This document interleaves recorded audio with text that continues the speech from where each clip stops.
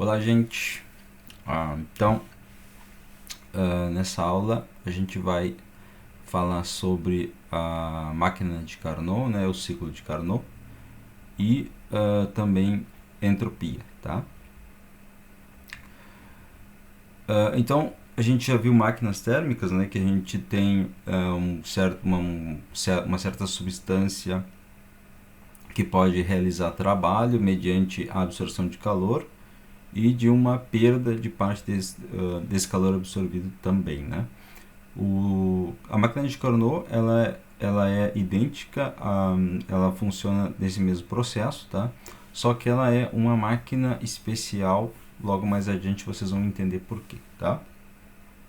Então, esse ciclo ele é composto por duas isotérmicas e duas adiabáticas, tá?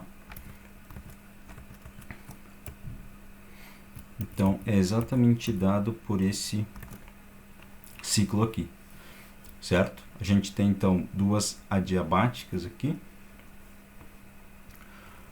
que são essas que eu chamei de A e B, tá? E a gente tem duas isotermas, que são essas curvas que eu chamei de Q e F, tá? Então, a isoterma superior aqui, que eu chamei de Q, ela está a uma temperatura TQ, né, uma temperatura maior, né, a temperatura quente, tá? E a isoterma inferior, ela está com uma temperatura menor, eu chamei daí essa temperatura de TF, que seria a temperatura fria, tá? Então, a ideia é a gente analisar esses processos aqui e entender como que funciona esse ciclo de Carnot, tá? Então a gente vai ter esses pontos aqui, né? Então eu vou, de repente eu já vou escrever aqui em cima, aqui, esse é o ponto 1, tá? Aqui a gente tem o ponto 2, aqui a gente tem o ponto 3 e aqui o ponto 4, tá? São estados ali que o nosso gás pode estar. Certo? E a gente vai então usar essa nomenclatura aí para estudar cada um desses processos, tá? Então a gente vai ter o processo 1, 2, o processo que sai do estado 1 vai para o estado 2, o processo 2, 3, o processo 3, 4 e o processo 4, 1, tá? Então, como a gente tem um ciclo no sentido horário ali, a gente tem uma máquina térmica que vai estar gerando um trabalho positivo, né? Se a gente tivesse um ciclo anti-horário, a gente teria um refrigerador, certo? Como a gente já viu, tá?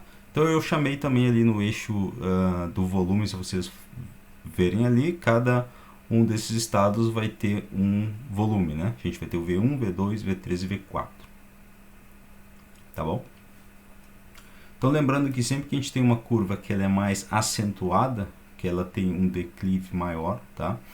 Uma derivada maior, ela representa um processo adiabático, tá?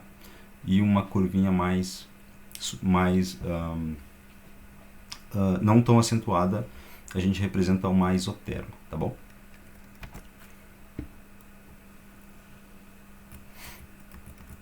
Então a gente vai estudar cada um dos processos aqui, tá? Então a gente tem então o primeiro processo ali, o processo 1, 2, tá? Deixa eu colocar. Então o processo 1 vai ser esse aqui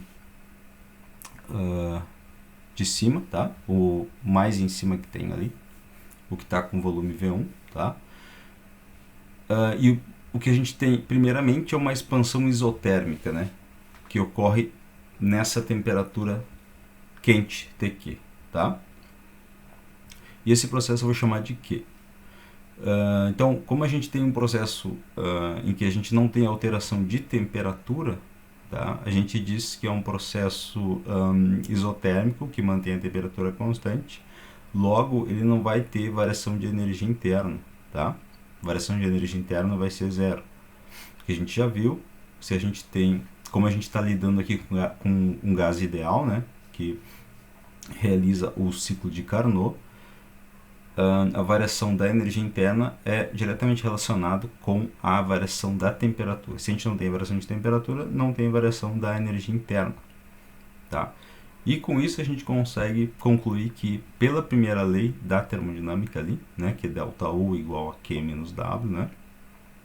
Se o ΔU vai ser zero, daí o calor envolvido nesse processo vai ser igual ao trabalho, né? Então QQ vai ser igual a delta WQ. Não sei porque que eu coloquei esse W, na verdade, esse W aqui não ajuda muito, tá? Esse delta, aliás, desculpa, vou tirar aqui ele de repente, certo?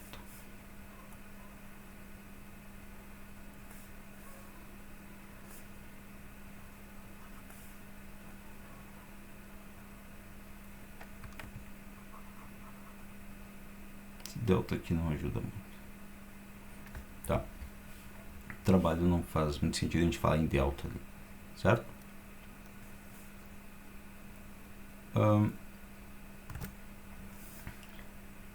Então, e a gente sabe como calcula, né, o trabalho de um gás ideal, como a gente já viu nas aulas passadas, né? O trabalho do gás ideal é a multiplicação do número de mols, a constante dos gases, a temperatura, vezes o log daí da divisão entre os volumes extremos do processo. Então, V2 sobre V1, tá? A gente já deduziu essa fórmula anteriormente, certo? Então, o calor envolvido nesse processo aí vai ser dado por essa expressão e ele é positivo, tá? Porque o V2 é maior que V1, certo? Então, o nosso log ali vai ter um valor positivo, né? Se o argumento ali ele é maior que 1, a gente vai ter um valor positivo. Se o argumento do log for menor que 1, vai ter um valor negativo, certo?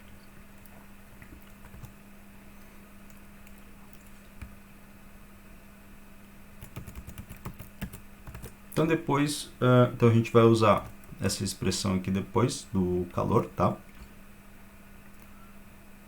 Depois no processo 2,3 ali, que seria o processo adiabático, uma expansão, né? Esse processo eu chamei de A minúscula, hein? Tá? Então aqui, novamente eu tenho este delta aqui, que incomoda. Vou tirar isso aqui.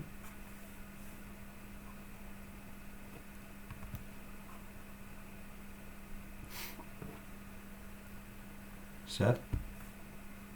Aqui tem mais um. Então, nesse processo 2,3, a gente vai ir do volume V2 para o volume V3, mediante o processo adiabático e uma expansão, tá? Então, a gente vai do TQ para o TF. Só que, como é um processo adiabático, o calor é zero, então QA é zero, tá? E, usando a primeira lei, daí a gente pode relacionar diretamente o trabalho como sendo menos a variação da energia interna. Agora, a gente tem variação da energia interna, porque a temperatura do sistema está mudando, tá?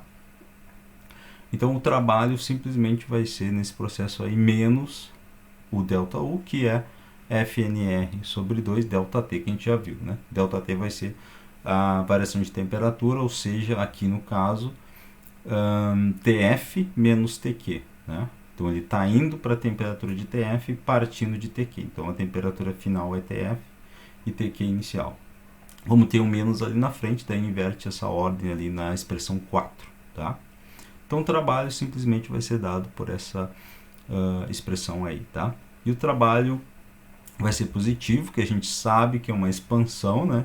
E dá para ver isso pela fórmula, porque o TQ ele é maior que o TF, certo? Então, é bom vocês entenderem bem o que a gente está fazendo aqui, tá? Então, depois a gente tem o processo 3,4, certo? Nesse processo 3,4 aqui, a gente tem uma compressão agora, porque o volume está indo de um valor maior para um volume menor, está indo de V3 para o V4, né? E agora, de novo, é um processo isotérmico, tá? que está acontecendo a uma temperatura menor à temperatura fria do TF. E eu chamei esse processo de F, tá?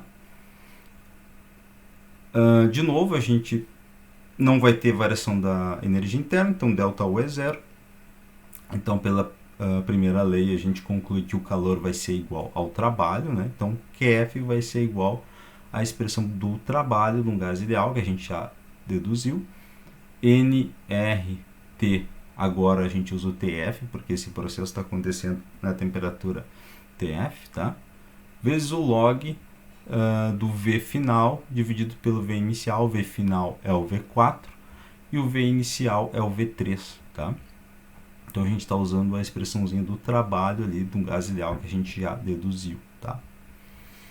Então, como o V4 ele é menor que o V3, a gente tem uma compressão, daí o log ali vai ficar negativo, tá? Com isso a gente conclui que nesse processo aí o calor está saindo do ciclo, o calor está saindo da substância. Isso é importante, tá? Essa questão dos sinais é importante.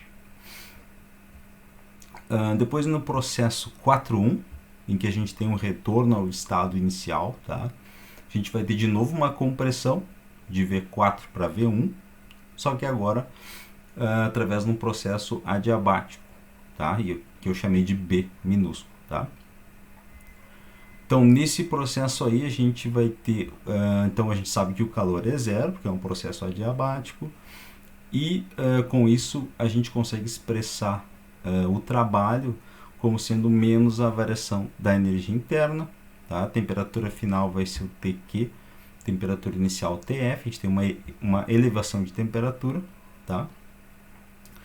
E a gente conclui que o trabalho nesse caso vai ser negativo, porque a gente tem uma compressão, e a gente consegue ver isso pela fórmula ali, né? Porque o TQ tem que ser maior que o TF, né?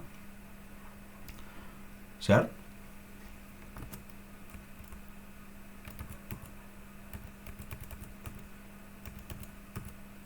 Então a gente já viu que quando a gente tem processos adiabáticos, né, no caso do gás ideal, tá, a gente pode concluir que PV elevado a gama, no caso só o V, né, elevado a gama, P vezes V elevado na gama, que é aquela constante que a gente já viu, tá, esse número é uma constante no caso de um processo adiabático, tá? Isso é bem importante. Sempre que a gente identifica um processo adiabático, a gente pode usar essa relação aí, tá? Para poder tirar alguma conclusão, certo? Isso é bem importante. Então, se o PV elevado a gama é uma constante, tá? A gente vai usar isso, mas para simplificar para nós, a gente vai usar ainda a lei dos gases, que é aquela expressão ali para pressão, né? P igual a nRT sobre V é a lei dos gases, né? PV igual a nRT. Só que a gente vai substituir ali naquela expressão, tá? Se a gente substitui, a gente fica com TV na gama menos 1 como sendo uma constante, tá? Também para processos adiabáticos, a gente também já fez essa dedução aí, tá? Então, eu sei que para processos adiabáticos, TV, T vezes V elevado na gama menos 1 tem que ser uma constante, tá? Isso me ajuda porque se eu olho ali para o processo A, que está ali naquela figurinha à direita, tá? Se eu olho para esse processo A aqui, tá? Eu sei que eu posso usar aqui TV na gama menos 1, uma constante, porque eu sei a temperatura dos dois extremos, né? A temperatura de um extremo é TQ, a temperatura do outro extremo é TF, tá? E quando eu tenho a temperatura TQ para esse processo A aí, meu volume é V2. Então eu tenho que dizer que TQ V2 elevado na gama menos 1 tem que ser igual ao TF vezes V3 elevado na gama menos 1, porque o V3 vai ser o volume do meu estado quando eu saio de TQ e vou para TF, tá? Então, usando essa igualdade, tá, que vocês vão usar bastante nos problemas, certo? Não só em ciclos, a gente sempre pode usar essa expressão aí, sempre que a gente tiver um processo adiabático, a gente pode conectar os estados usando essa expressão. É bem importante entender como trabalhar com essas fórmulas aí, tá? Então a gente fica com uma... a gente quer achar uma expressão para o V3 sobre V2, tá? Porque a gente vai usar mais para frente. Então a gente pode fazer o seguinte, tá? Aqui, se a gente pegar aqui, a gente pode pegar o... partindo daqui, tá? Então a gente pode pegar o V3 ou V2 e passá-la para o outro lado, certo? Então vou deixar o TQ aqui desse lado, vou passar o TF para cá, tá? E do outro lado de lá eu vou deixar o V3, que está na gama menos 1, aí eu passo para lá o V2 na gama menos 1, tá? Só estou isolando o V3 sobre V2. Então o que eu posso fazer agora, só vou mudar de lado aqui, tá? Para ficar mais parecido com o que a gente tem ali. Então V3 sobre V2, ambos estão elevados na gama menos 1, então dá para deixar assim, tá? E com isso,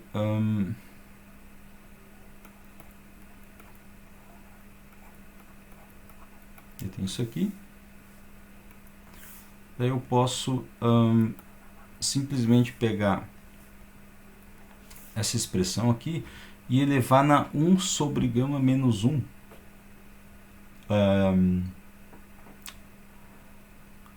Porque daí eu vou ficar com o expoente 1 ali na primeira expressão. Com isso eu isolo o argumento, tá? Então isso daqui eu vou elevar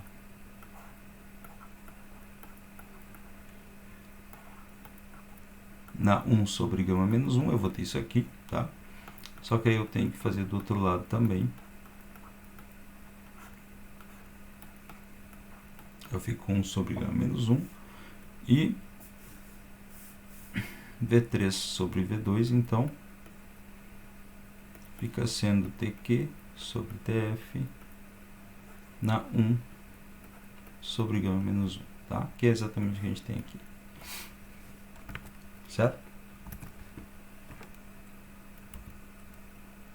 Então, usei a equação para processos adiabáticos no processo adiabático A, ali, tá? Que envolve TQ, TF e o volume V2 e o volume V3. Como vocês podem ver aqui, tá?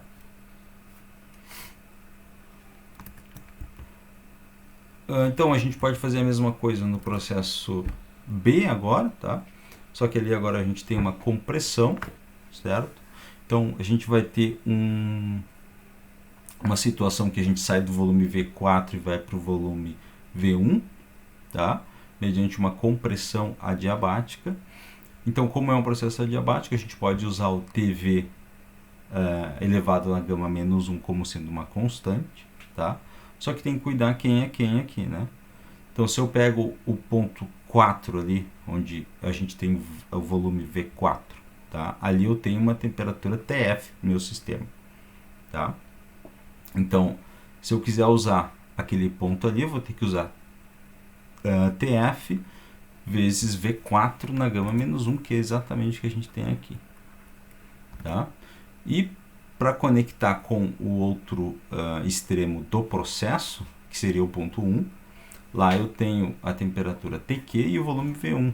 Então é exatamente o que a gente tem aqui, certo? posso igualar esses caras porque eu sei que num processo adiabático esse cara ele é constante. T vezes V elevado a gama menos 1. Tá? E a gente nem está falando de gama aqui ainda. Certo? O gama a gente já viu, mas ele não vai ser tão importante aqui no sentido mais específico. Tá?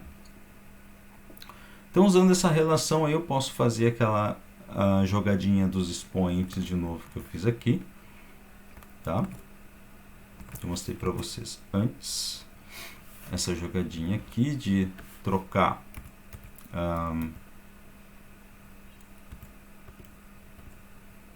essa jogada aqui de trocar de lado as variáveis e elevar na 1 sobre gama menos 1, e com isso a gente isola o volume, as expressões relacionadas ao volume, tá? A gente pode fazer a mesma coisa aqui para esse caso, certo? E daí a gente obtém uma expressão para o V1 sobre V4, tá? Por que isso é importante? Porque a gente compara daí essa expressão aqui que a gente obteve agora, tá? Com a expressão anterior, é justamente essa daqui, tá? E a gente conclui daí que, na verdade, V1 sobre V4 tem que ser igual a V2 sobre V3, tá? Porque o que eu tenho aqui do lado direito da equação 10 aqui é justamente o inverso do que eu tenho na equação 12, tá? Então, V1 sobre V4 tem que ser igual a V2 sobre V3, ou, manejando aqui essas expressões, tá? Eu acabo com uma relação que diz que o V1 sobre V2 tem que ser igual a V4 sobre V3, certo? Então, sempre que eu tiver um ciclo de Carnot, eu tenho umas relações meio específicas que só valem para o ciclo de Carnot, tá? Quando e a gente pode relacionar os volumes, as quantidades para esse ciclo, tá?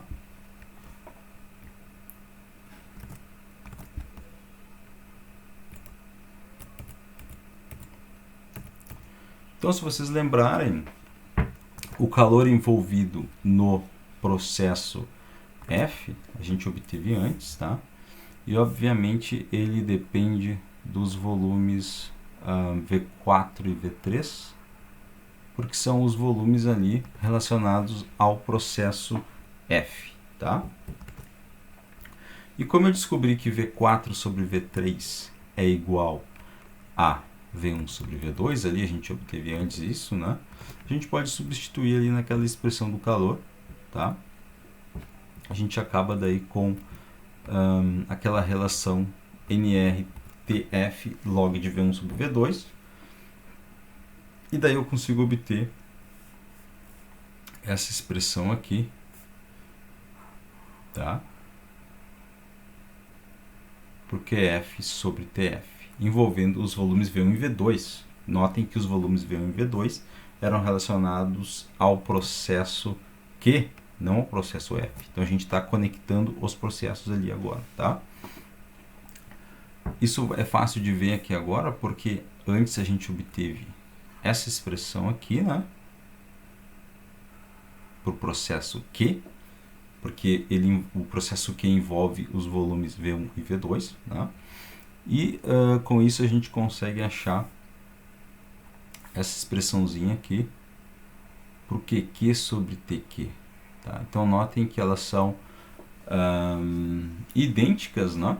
O QF sobre TF é idêntico ao QQ sobre TQ, a menos de um sinal de menos ali na frente. Então a única diferença entre as duas expressões é esse sinal de menos aqui, né? Então eu posso pegar esse NR log de V2 sobre V1, que é igual a QQ sobre TQ, substituir lá em cima, tá? E daí eu acabo com essa expressão aqui, que vai me relacionar o calor envolvido nos processos ali isotérmicos e as temperaturas em que eles ocorreram, tá? E se eu colocar daí o QQ para o lado ali, para o mesmo lado do QF, eu fico com essa fórmula que é muito importante, tá? Então, pro ciclo de Carnot, tá? Eu concluo daí que então, isso daqui é bem importante. Quando eu tenho um ciclo de Carnot, eu concluo. Então, o ciclo de Carnot ele tem dois reservatórios. Ele tem um reservatório quente e um reservatório frio, né? E quando eu tenho aqueles processos isotérmicos que acontecem justamente a essas temperaturas, né? Eu tenho um calor envolvido ali com cada um daqueles processos, né? O calor entra no processo Q, então por isso que a gente tem ali o QQ, e ele sai no processo F, então por isso que eu chamei de QF. Então o Q tem a ver com quente, o F tem a ver com frio. Tá? Então ele pega o calor do reservatório quente e entrega para o reservatório frio. Tá? E para o ciclo de Carnot a gente concluiu então que a soma de todas essas transferências de calor, tá? Dividido pela temperatura em que elas ocorrem, certo? Então, se esse ciclo ele é fechado, né, a gente vai ter daí que essa soma vai ser zero, tá? Para um ciclo de Carnot, a soma dos calores dividido pela temperatura, pelas temperaturas, tem que ser zero, tá? Isso é bem importante, certo? Vocês vão entender por quê, tá? Daqui a pouco. Por enquanto, a gente tem... a gente pode usar essa expressão aí para obter o rendimento da máquina térmica de Carnot. Tá? Fica uma expressão simples, porque a gente viu que o rendimento de uma máquina térmica, né, ele é o trabalho relacionado com essa máquina dividido pelo calor necessário para realizar esse trabalho, né? Ou se a gente usar a primeira lei para reescrever o trabalho, né, a gente sabe que o trabalho que vai ser Q menos QF, certo? Usando o trabalho dessa maneira, a gente consegue reescrever daí como sendo 1 menos QF sobre QQ, tá? Então, a gente sabe que o rendimento de uma máquina de Carnot vai ficar, na verdade, 1 menos TF sobre TQ. Porque agora eu posso usar essa relação aqui, ó. Tá? Posso usar essa relação aqui e reescrever o meu QF sobre QQ, tá? Então eu posso passar esse cara aqui para lá.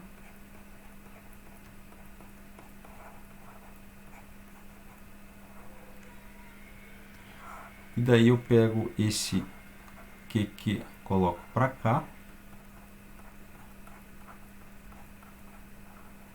Certo?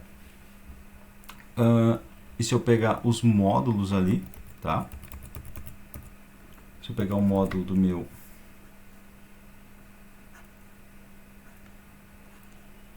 aplicar um módulo aqui todo mundo, tá? Eu vou ter daí que o meu módulo de QF sobre módulo de QQ vai ser igual a TF sobre TQ, tá? E esses caras aqui, então, vão simplificar a expressão, tá? Se eu pego esse cara aqui e uso aqui, né? Eu fico com essa expressão mais simplificada daí para o rendimento da máquina de Carnot, tá?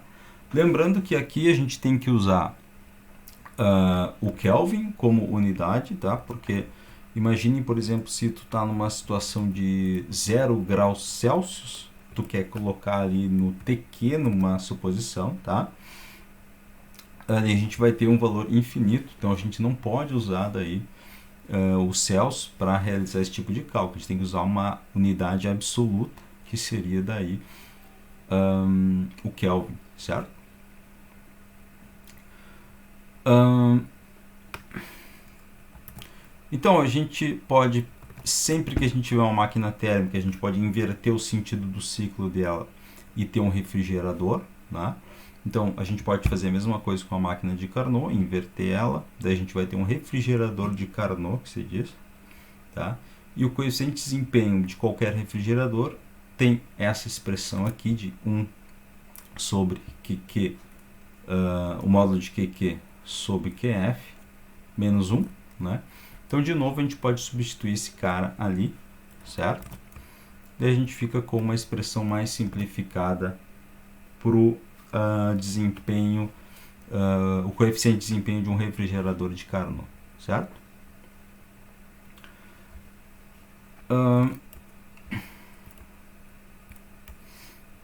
Então, o que tem de importante nesse ciclo de Carnot, tá? O ciclo de Carnot é importante porque ele delimita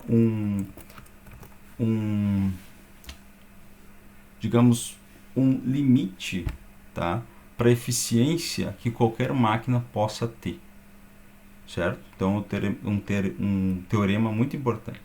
Ele diz que nenhuma máquina térmica pode ter um rendimento superior ao rendimento da máquina de Carnot, tá? Se essa máquina operar com as mesmas temperaturas, né, das fontes quente e fria do que essa máquina de Carnot, tá?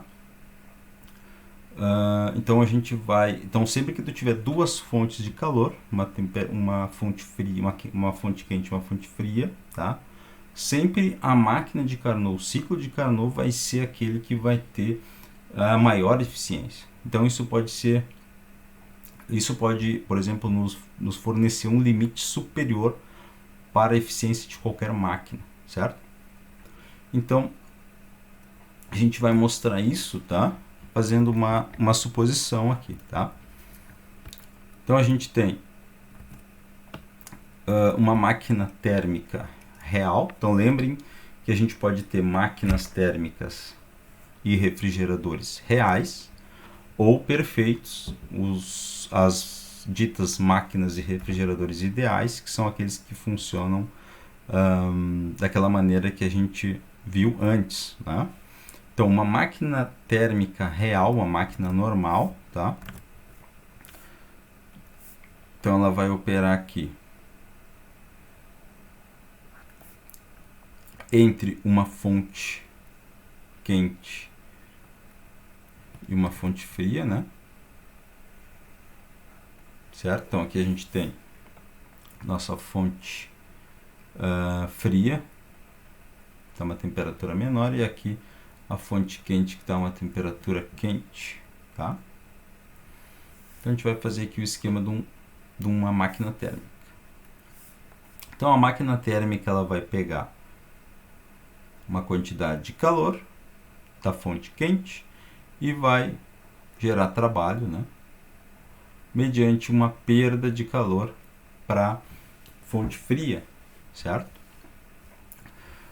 Então eu vou dizer que essa máquina térmica ela vai pegar uma quantidade de calor QQ linha, tá? Vou dizer que é linha quando for da máquina real, e ela vai então gerar um trabalho aqui, certo?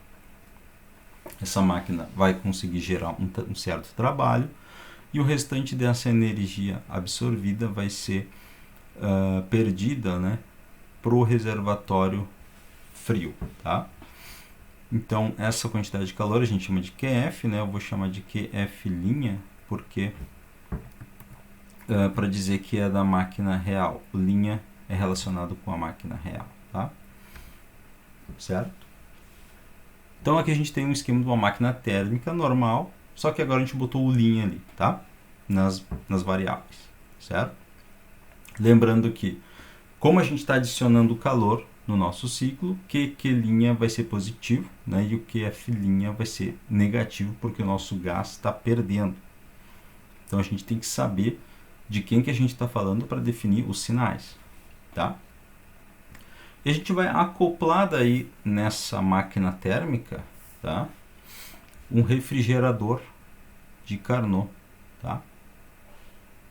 Então, não é um refrigerador perfeito, porque o refrigerador perfeito, ele simplesmente pega calor do ambiente frio e joga no ambiente quente, né? Sem trabalho. Aqui a gente está usando o trabalho que está sendo gerado pela máquina real, tá? Então, aqui a gente vai ter o refrigerador em verde, né? Refrigerador de Carnot. Tá? Então é um refrigerador que funciona mediante o ciclo de Carnot, mas invertido, né? Para dizer que é um refrigerador. E aqui a gente tem uma, em azul ali a gente tem uma máquina térmica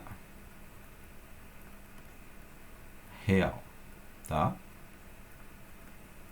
Certo? Então, essa máquina térmica está funcionando acoplada ao refrigerador, certo?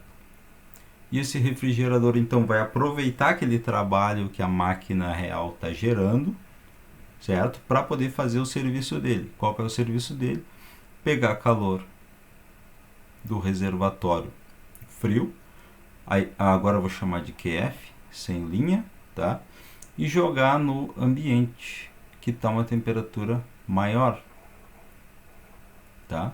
No reservatório quente TQ, certo? Então a gente está pegando uma máquina térmica real que pega uma quantidade de calor, transforma em trabalho e perde o restante para o reservatório frio. E a gente está acoplando essa máquina real a um refrigerador de Carnot que vai estar pegando um calor diferente, um calor QF, e jogando no ambiente de volta lá para cima, né? Só que é uma quantidade diferente chamada QQ, e está usando o mesmo trabalho. Então, todo o trabalho que está sendo gerado pela máquina real está sendo usado pelo refrigerador de Carnot. Isso é uma suposição. Okay? Tudo isso que a gente está fazendo é uma suposição. Tá? Então, o que a gente tem efetivamente? Tá? Como a gente está usando todo o trabalho gerado, tá? A gente não tem perdas nem ganhos com o trabalho. Tá? Mas, em relação ao calor, não. Em relação ao calor, tá? A gente tem efetivamente uma remoção de calor do reservatório quente, tá? A gente tem uma remoção de calor QQ', tá? Mas a gente tem um ganho de QQ. Então, essa diferença aqui, tá? Está sendo removida do reservatório quente, tá? Esse módulo de QQ' menos QQ, tá? Está sendo removido da fonte quente, tá? E o reservatório frio, tá? Ele está recebendo daí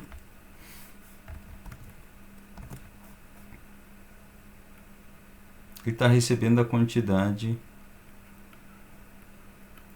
QF' menos QF, tá? Porque ele está recebendo QF', mas está perdendo um QF, né? Para o refrigerador. Então, o que a gente tem é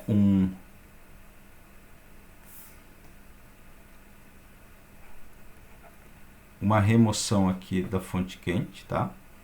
Então, a fonte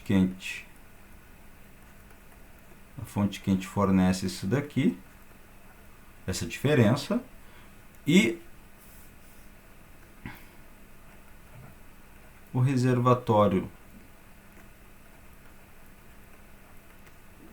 frio recebe essa quantidade aqui. Então isso tudo é uma coisa natural, não tem nada de errado aqui nessa nossa montagem. A gente pegou uma máquina, conectou a um refrigerador e esperava algum efeito, né, disso. E o efeito está sendo a gente pegar uma quantidade de calor da fonte quente e jogar para a fonte fria, tá? Então, isso não tem nada demais, não está violando nenhuma lei, nenhum enunciado. Tá? A gente tem uma transferência de calor de um corpo quente para um corpo frio, e isso é ok. Tá? Mas, até então, tudo ok aqui, certo?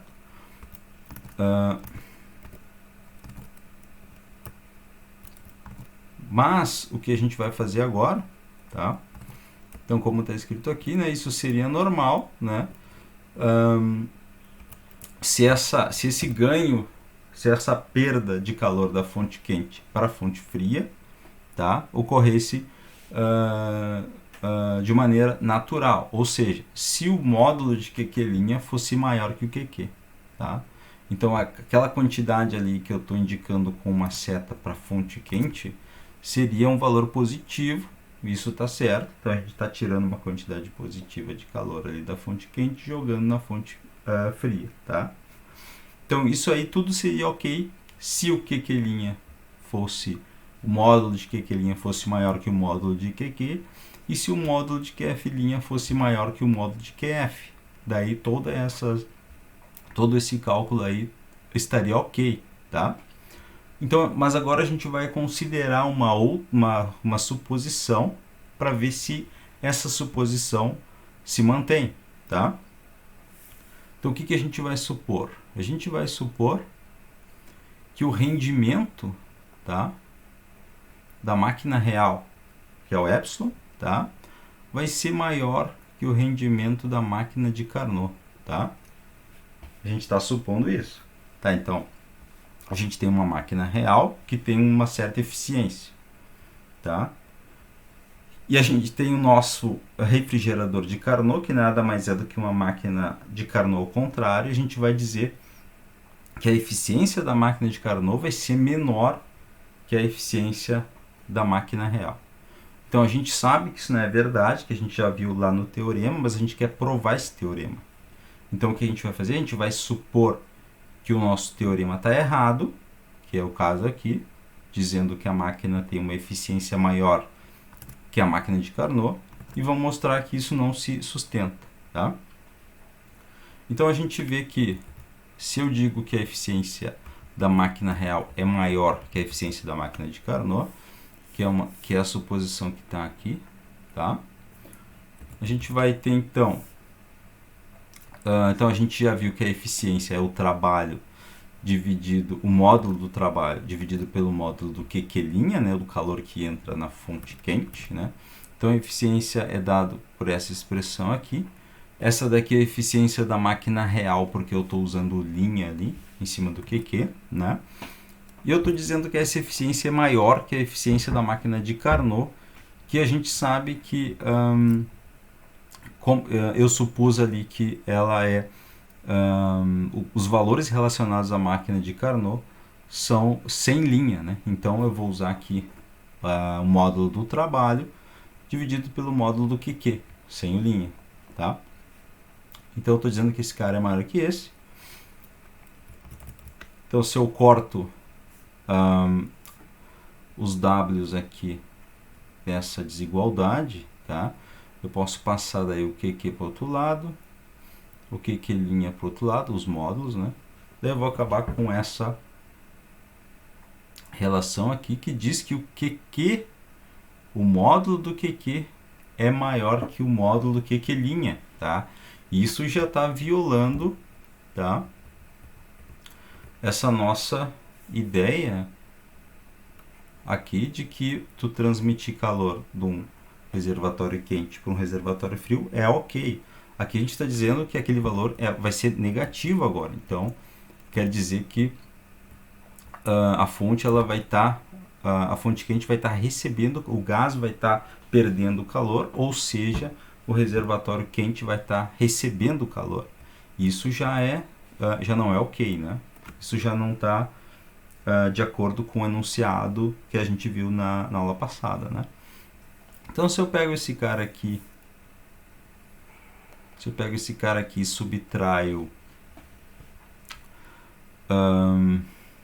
e subtraio o módulo do trabalho, tá? Então aqui tem um módulo aqui, tá? eu subtraio o módulo do trabalho, tá? Dos dois lados aqui.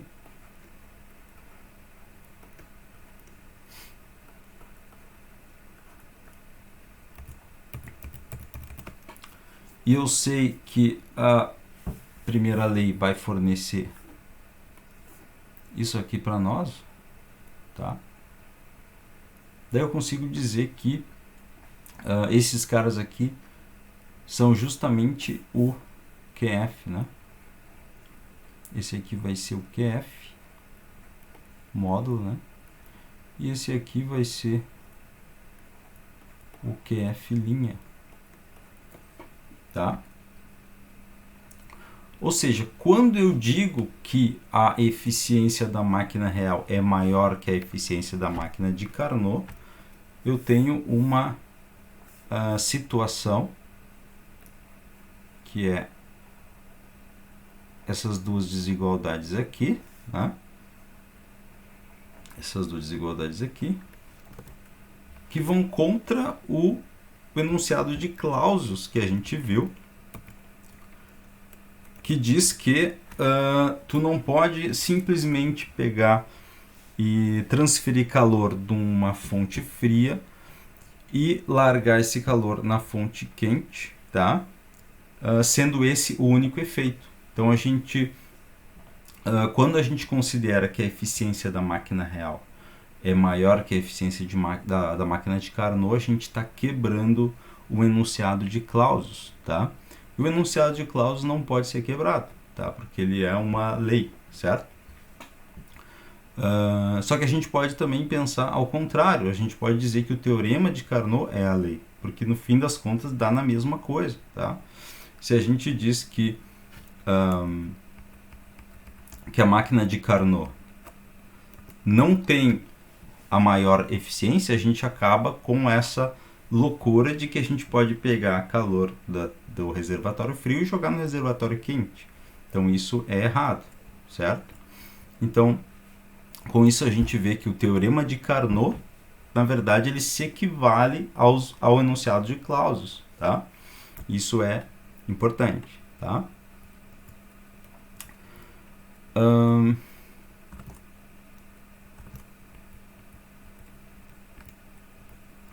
Certo?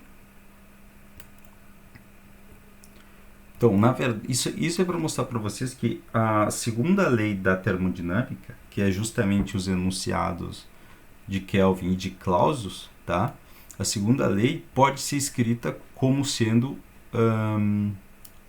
balizada pelo teorema de Carnot, tá? E a gente vai ver mais na frente também que pode ser usada também como sendo uma condição para entropia, tá? Então, primeiro a gente tem que aprender o que é entropia, certo?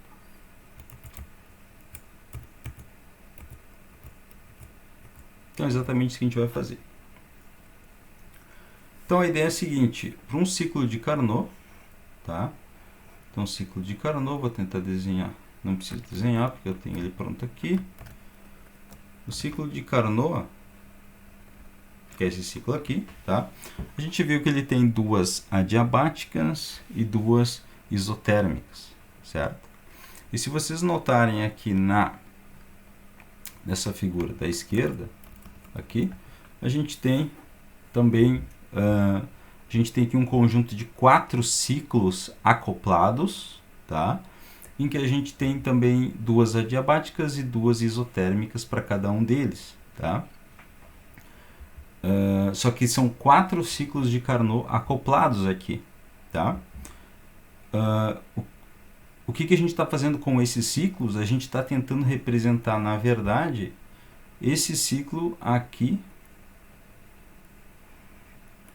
Esse aqui é um ciclo qualquer, tá? Qualquer ciclo aqui.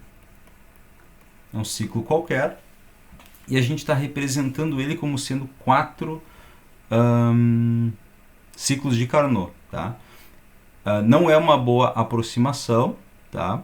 Para esse ciclo, mas a gente pode transformar qualquer ciclo, a gente pode aproximar qualquer ciclo como sendo vários ciclos de Carnot acoplados, tá? Por que isso? Porque, se vocês notarem, O que a gente tem efetivamente aqui de ciclo, se a gente considera os ciclos de Carnot, a gente tem que, aqui por exemplo, a gente tem essa isoterma, depois a gente tem a diabata, depois a gente tem essa isoterma aqui,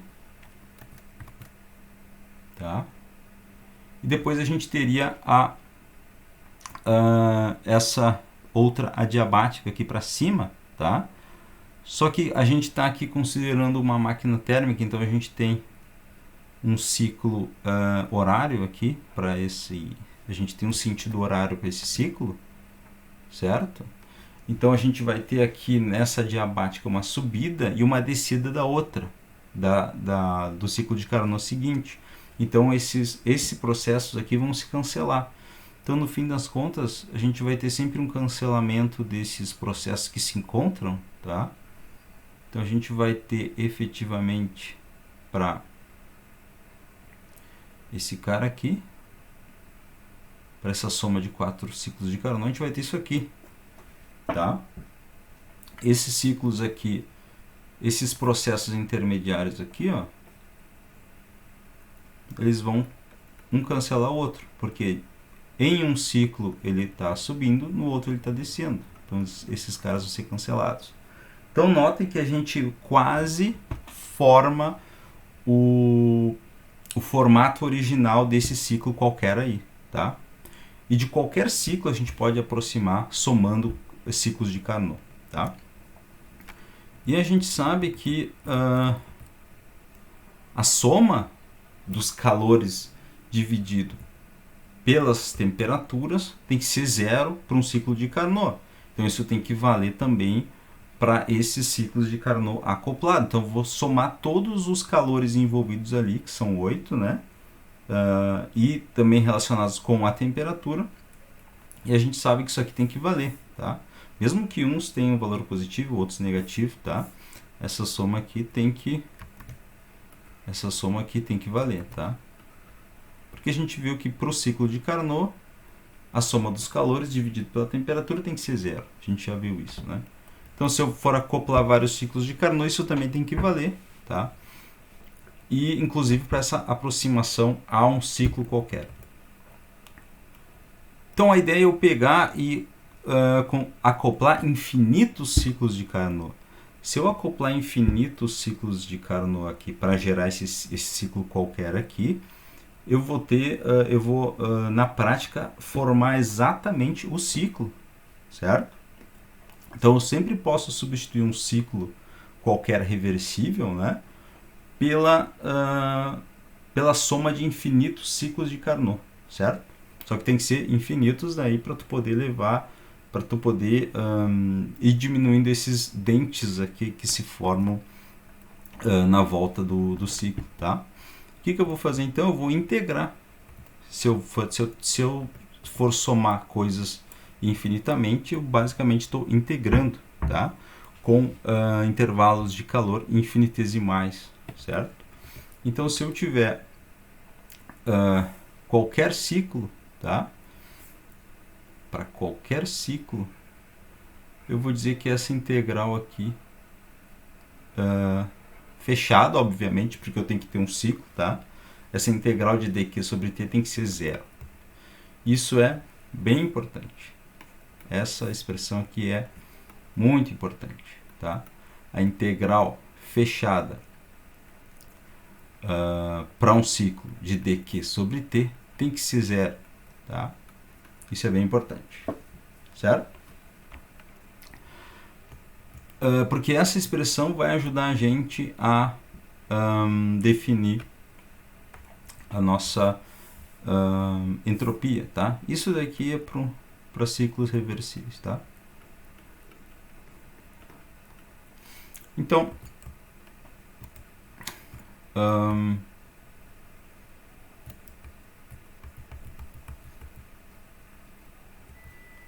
então a gente vai usar essa integral, tá?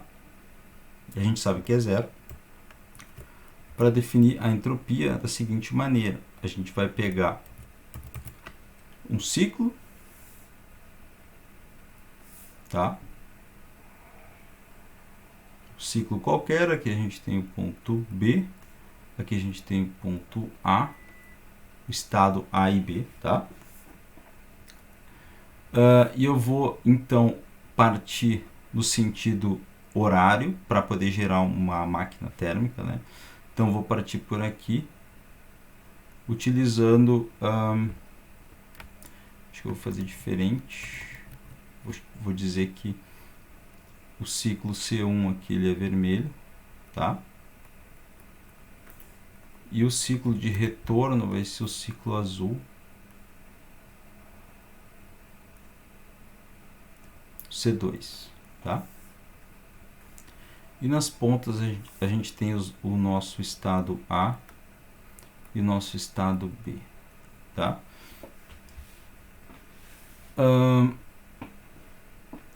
Então, eu saí do meu estado A, fui para o estado B pelo caminho C1 e voltei do estado B para o estado A pelo caminho C2, tá? Então, a gente sabe que para um ciclo fechado, a gente sabe que a integral, né? Aqui, a integral de dq sobre t num ciclo fechado tem que ser zero, tá aqui o zero, tá? Mas a gente vai quebrar daí essa integral do ciclo fechado em dois caminhos, porque a gente sabe que a gente fez o caminho C1 para ir e o caminho C2 para voltar. Então aqui nessa primeira parte aqui, ó, vou até botar da cor correta ali. Aqui a gente usou o caminho C1 de A até B, tá? E depois a gente voltou no caminho C2 aqui, para ir agora de B até A. Por isso que está invertido ali os índices da integral, tá? E eu vou inverter daí essa segunda integral, tá? Quando eu inverto os limites da integral, eu tenho que mudar o sinal, né? Então, é exatamente o que eu faço aqui. Eu repito a primeira expressão, a segunda expressão, eu inverto o sinal na frente e inverto daí também os índices, tá? Isso tem que ser igual a zero, certo? E daí eu passo daí o outro cara para o outro lado e eu chego nessa interessantíssima condição, tá? De que a minha integral de A até B, usando o caminho C1, é igual a minha integral de A até B usando o caminho C2. Então, o que isso quer dizer? Que essa quantidade não depende do caminho, certo? Eu posso usar qualquer caminho para sair de A e ir até B, que eu vou ter o mesmo valor para essa quantidade. Então, obviamente, essa quantidade é uma outra variável de estado, assim como a energia interna. Se vocês lembrarem, quando a gente muda de estado, quando a gente muda de estado, a energia interna pode mudar. E essa variação de energia interna não depende do caminho. A gente pode fazer isso usando variados tipos de processos que vão depender do caminho, mas a quantidade da variação da energia interna não vai depender do caminho. Aqui a gente tem exatamente a mesma coisa, só que isso daqui não é a energia interna, isso daqui é a entropia, tá? Então essa quantidade que eu vou chamar de dq sobre t, tá? Que é justamente o que tem na nossa integral ali, vai ser a entropia, tá? Esse cara aqui, ó. Tá? E o que eu sei é que a variação da entropia é que não depende do caminho, né? Então, eu posso não saber o valor da minha entropia num determinado estado, mas eu sei que a variação da entropia vai se dar por essa expressão aqui, tá? A variação da entropia de ir do estado A para o estado B vai ser da entropia final menos a entropia inicial, e eu sei que essa quantidade vai ser integral de A até B de dq sobre t, tá? Então, com isso, a gente consegue definir o que é a variação de entropia, tá? Então, a gente está dizendo que essa nova quantidade, que é a integral de dq sobre t, vai se chamar variação de entropia, tá? Então, essa expressão aqui está valendo somente quando a gente está envolvido em processos reversíveis. Isso é bem importante, tá? Bem importante para a próxima aula. A gente só pode considerar essa expressão em processos reversíveis, tá? Isso vai ficar bem mais claro depois.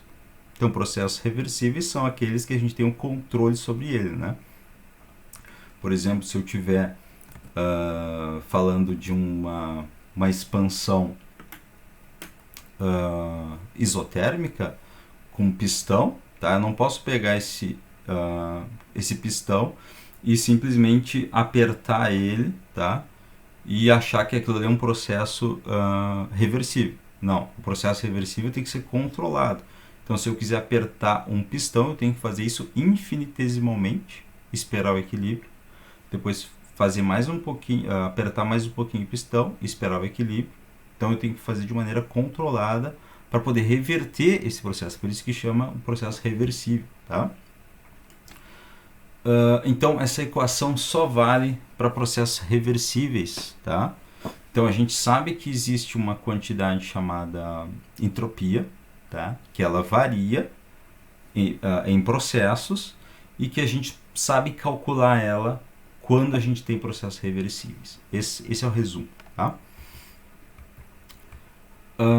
Então, aqui tem um exemplo simples, né? A gente tem um processo reversível isotérmico, que está acontecendo a 310 K, tá? Então, nesse processo, o gás recebeu 50 joules, tá?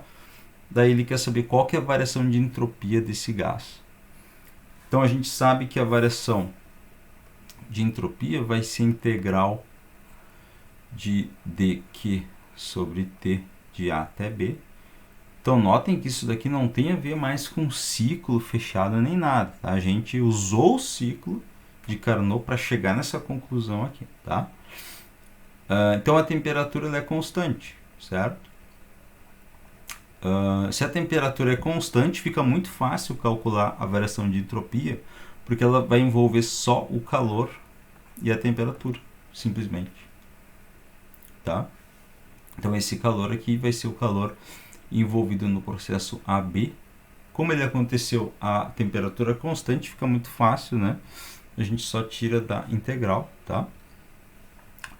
Então, a quantidade de calor é 50 joules, a temperatura é 310 K, então a gente só divide um pelo outro aqui, e a gente já observa que a unidade da variação, a unidade da entropia é joules por Kelvin, tá? Isso também é bem importante para os próximos passos. Tá bom, gente? Então, acho que era isso, certo? Até a próxima, então. Tá bom?